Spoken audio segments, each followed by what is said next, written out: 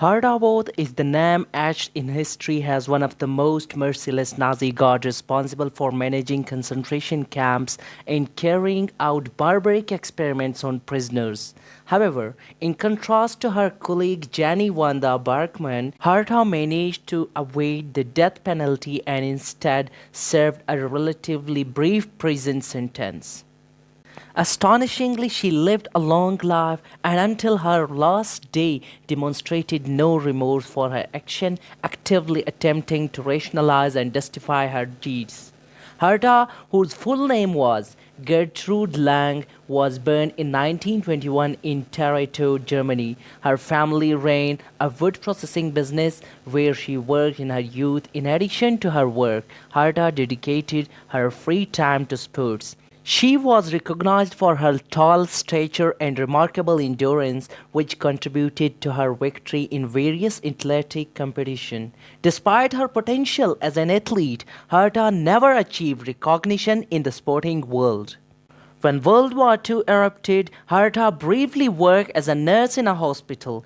However, her life took a dark turn in 1942 when an officer acquaintance proposed an opportunity with a substantial salary and a free uniform.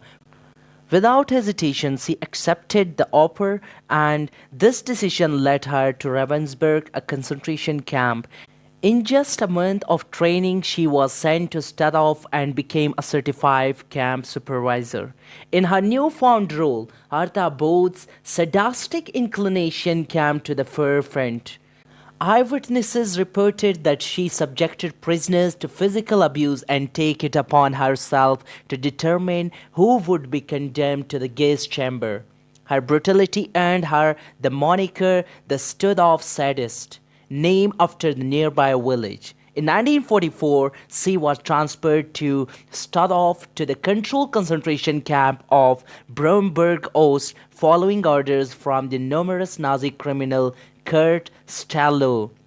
However, she didn't remain at this new posting for long, as the Germans began to shut down concentration camps as the war nearby its conclusion. Towards the end of January 1945, Herta Bothe was appointed as supervisor for the Death March, a harrowing journey that forced prisoners to walk to the Bergen-Belsen camp. Many prisoners perished on this grueling march due to exhaustion, disease, hunger, and mistreatment. Yet the guard didn't escape retribution. In April 1945, Bergen-Belsen came under the control of the United States to curb the looming threat of a typhus epidemic. The majority of concentration camp staff, including Herta Bothe, faced arrest. She later eliminated the order to deal compelled to handle the corpses without gloves, expressing fear of infection. During the Belsen trial in 1945, she recounted her experiences. Surprisingly, owing to insufficient evidence, Herta Bothe was met with a comparatively lenient punishment, a mere 10 years prison sentence. This outcome stood in stark contrast to the fate of other Nazi war criminals like Jenny Wanda Berkman, who was executed with her ashes being discarded in a toilet.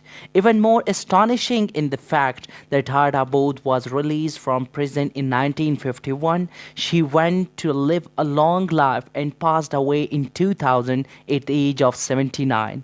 Throughout her life, she executed no remorse for her actions and consistently managed that she was merely following orders, ultimately placing the blame on those who established and managed the concentration camps.